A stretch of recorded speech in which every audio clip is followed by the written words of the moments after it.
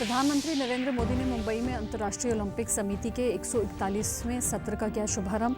कहा, भारत अपनी धरती पर ओलंपिक का आयोजन करने के लिए है बेहद उत्साहित। ऑपरेशन अजय के तहत इजरायल से भारतीयों की सुरक्षित वापसी जारी। तेल अवीवी से चौथी फ्लाइट से 274 भारतीय नागरिक पहुंचे दिल्ली। स्वदेश पहुंचे नागरिकों ने मोदी सरकार का जताया आभार। और शारदीय नवरात्र का पहला दिन आज देश भर के मंदिरों में उमड़ा भक्तों का सैलाब। प्रधानमंत्री, गृह मंत्री ने दी देशवासियों को नवरात्र की शुभकामनाएं।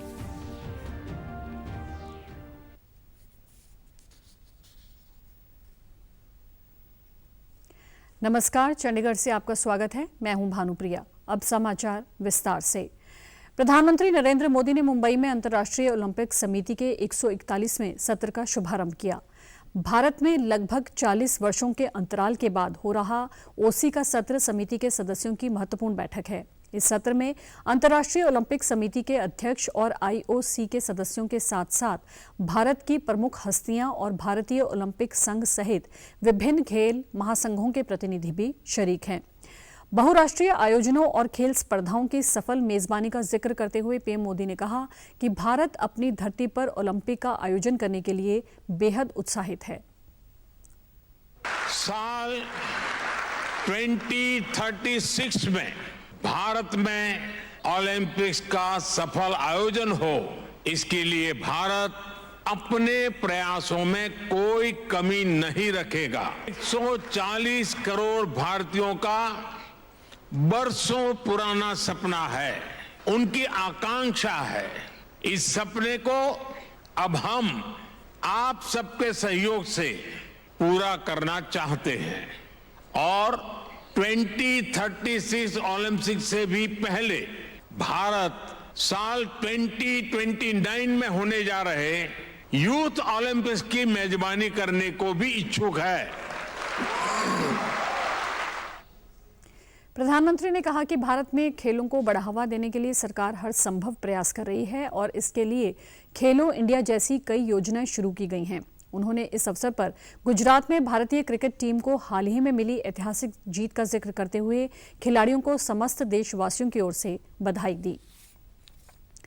भारत सरकार के ऑपरेशन अजय के तहत खास तौर से इजरायल से भारतीयों को सुरक्षित लाने की प्रक्रिया जारी है। अभी तक ऑपरेशन अजय के तहत इजरायल से 274 भारतीय नागरिकों को लेकर चौथी उड़ान दिल्ली हवाई अड्डे पहुंची।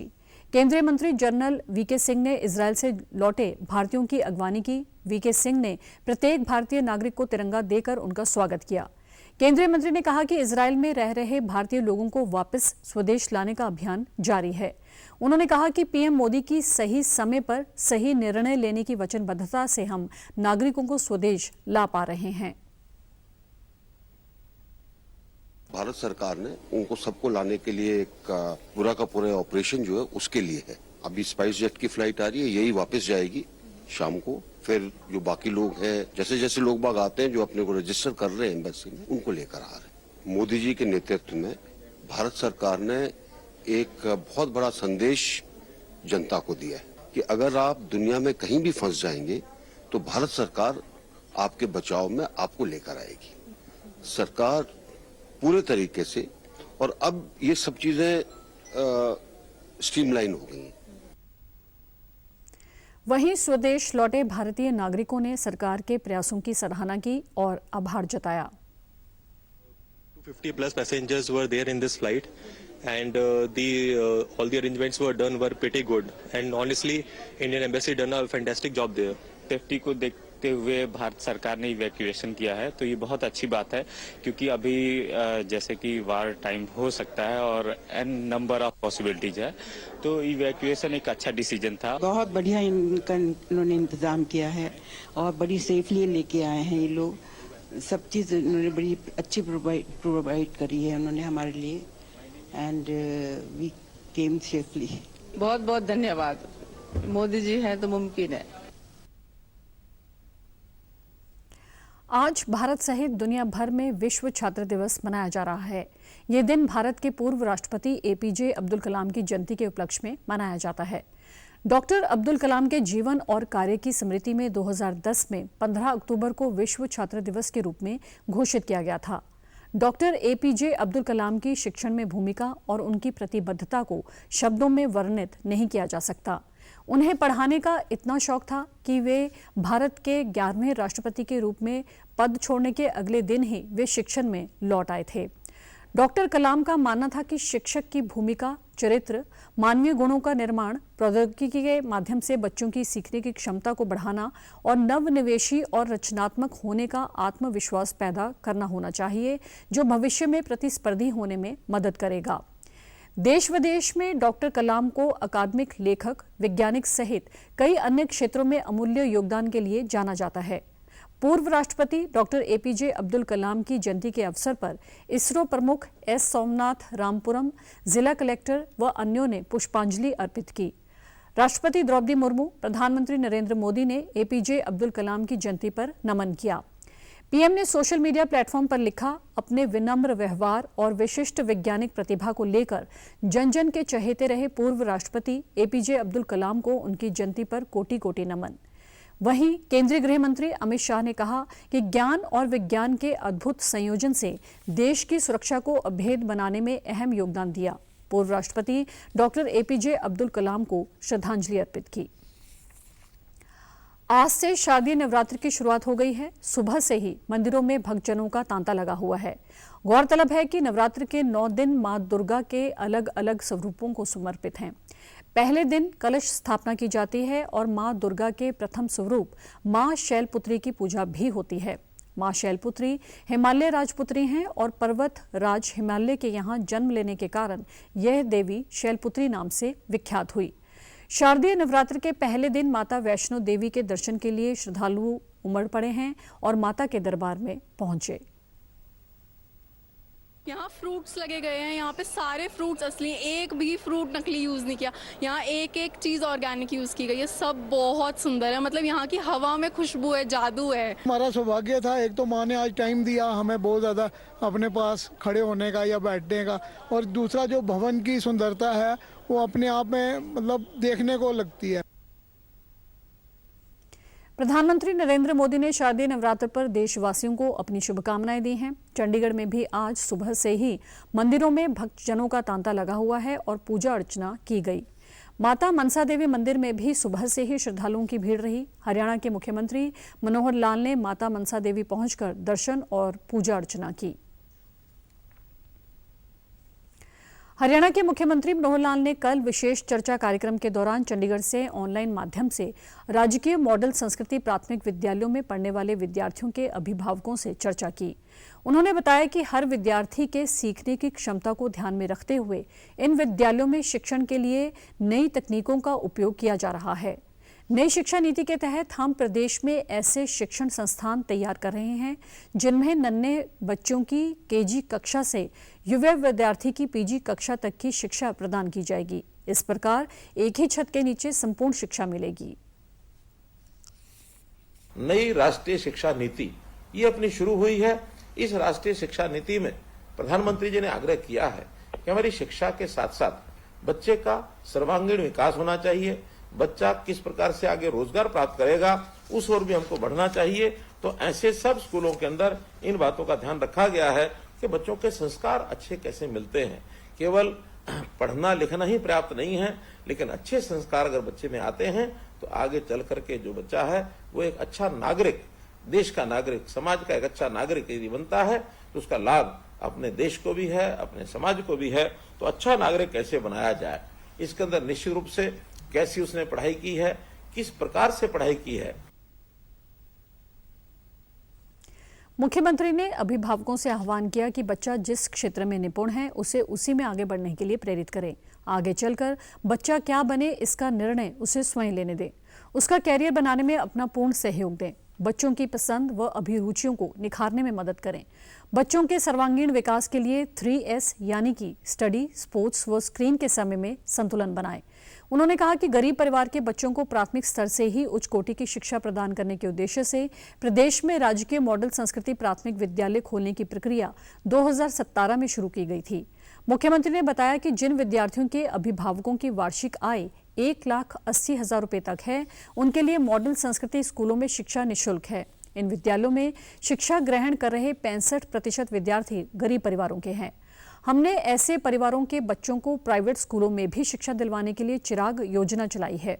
उन्होंने अभिभावकों से अपील की कि वे प्रण लें कि वे अपने बच्चों को भरपूर प्यार, देखभाल और वर्तमान समय की जरूरत के अनुसार शिक्षा दिलवाएंगे। इसके लिए सरकार हर कदम पर उनके साथ खड़ी है। हरियाणा के मुख्यमंत्री मनोहर लाल से उनके सरकारी आवास कबीर कुटिया में सोशल मीडिया से संबंधित कई प्रतिनिधि मिले और राज्य में हरियाणा डिजिटल मीडिया विज्ञापन निधि 2023 के निर्माण के लिए मुख्यमंत्री का आभार व्यक्त किया। यह विज्ञापन नीति विशेष रूप से सोशल मीडिया न्यूज चैनलों के लिए तैयार की गई है।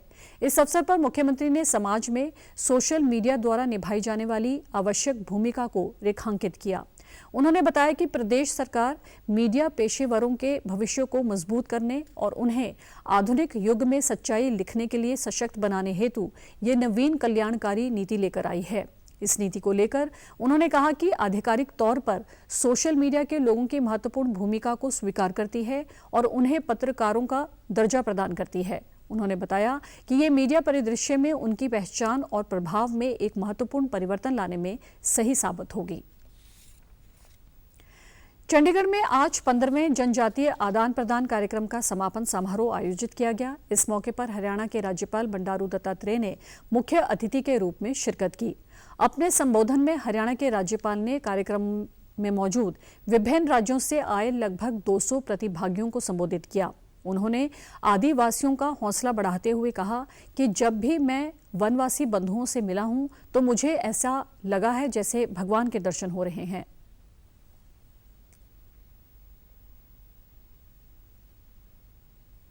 आंध्र प्रदेश, उड़ीसा, झारखंड, महाराष्ट्र, ये 4 प्रदेशों से करीब 200 लड़के और लड़कियां आए। आप सबको मेरे तहे दिल से आपको स्वागत करना चाहता हूँ। मुझे बहुत ही खुशी लगा है जब मैं पहले आया हूँ, जब हमारे वनवासी बंधुओं को मिला हूँ मुझे ऐसा लगा कि भगवान का दर्शन हो रहा है। बहुत सीधे साधे लोग रहते, बहुत सीधे साधे लोग, ये बहुत ही हमारे लिए शुभ का संकेत है। लेकिन मेरा विश्वास है जनजाति लोगों को समाज के जीवन में मेन स्ट्रीम में लाना है। उसके लिए शिक्षा जो है सबसे ज्यादा महत्व की बात है, शिक्षा, और दूसरा स्वास्थ्य, तीसरा रोजगार। ये 3 अगर मिल गए जनजाति शांति से रहेगा।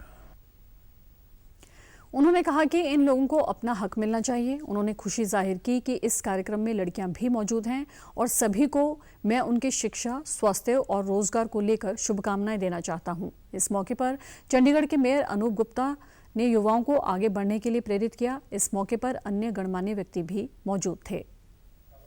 Ministry of youth and affairs चला रहा है ताकि जो ये हमारे आदिवासी भाई बहन हैं, हमारे इन जिलों में रह रहे हैं जो कि नक्सलवाद और टेररिस्ट से पीड़ित हैं, वो देश के बाकी जगह घूमें और बाकी जगह उनको देखकर देखें कि हमारे देश की क्या संस्कृति है और उनका हौसला अफजाई हो, वो अपने लक्ष्य को पा सकें। साइकोलॉजी ऑनर्स कर रहा है, कोई हिस्ट्री ऑनर्स कर रहा है, कोई कुछ।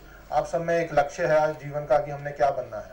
इसी जीवन को, लक्ष्य को पूरा करने के लिए मिनिस्ट्री, सरकार और सारे आपके साथ हैं ताकि आप अपने जीवन का लक्ष्य पा सकें और अपने उस जिले से निकलकर या उसी जिले में सेवा दे सकें या उस जिले से निकलकर देश के विभिन्न राज्यों में सेवा दे सकें। पंजाब सिविल सचिवालय ने चंडीगढ़ में क्लर्क कैडर के 106 पद भरने के लिए सहमति दे दी है। मोहाली, कपूरथला, होशियारपुर, मलेरकोटला और संगरूर में मेडिकल कॉलेजों के जल्द निर्माण के लिए उपयुक्त ढांचा कायम करने की भी मंजूरी दे दी। इन मेडिकल कॉलेजों और अस्पतालों का निर्माण किया जा रहा है। इससे इन मेडिकल कॉलेजों का निर्माण कार्य समयबद्ध ढंग से हो सकेगा। सचिवालय में मुख्यमंत्री भगवंत मान की अध्यक्षता में हुई मंत्रिमंडल की बैठक में ये फैसले लिए गए हैं। इसमें सृजित किए 69 नए पद भी शामिल हैं। इन पदों पर भर्ती अधीनस्थ सेवा चयन बोर्ड करेगा। इसके अलावा लीगल एवं लेजिस्लेटिव मामले ग्रुप बी सेवा नियम 2023 बनाने को भी मंजूरी दी। इससे नई भर्ती में सुविधा होगी। राज्य भर के 582 वेटनरी अस्पतालों में काम कर रहे 481 वेटनरी फार्मासिस्टों की सेवाओं में सर्विस प्रोवाइडर के तौर पर 1 अप्रैल 2023 से 31 मार्च 2024 तक 1 साल के लिए वृद्धि करने की सहमति भी दी। विभाग में अनावश्यक पदों को खत्म करने के साथ 440 जरूरी पद सृजित करने को भी मंजूरी दी गई है। कैबिनेट ने प्रिंटिंग और स्टेशनरी विभाग के कुछ साल पहले हुई पुनः संरचना के फैसले की भी समीक्षा की। इस फैसले के मुताबिक अतिरिक्त पद खत्म होने और जरूरी पद सृजित करने से राज्य के खजाने से बोझ हटेगा। इसके साथ साथ विभाग की कार्यप्रणाली को सुचारू और प्रभावशाली बनाने में मदद मिलेगी। मुख्य निर्वाचन अधिकारी पंजाब के कामकाज को और अधिक सुचारू बनाने के लिए कैबिनेट ने सहायक कंट्रोल के तौर पर अपग्रेड करने के लिए भी हरी झंडी दी। और आप हमारे समाचार YouTube channel DD news Chandigarh, Facebook DD news Chandigarh और ट्विटर हैंडल CHD पर भी देख सकते हैं। इसी के साथ चंडीगढ़ से समाचारों का सिलसिला समाप्त होता है। नमस्कार।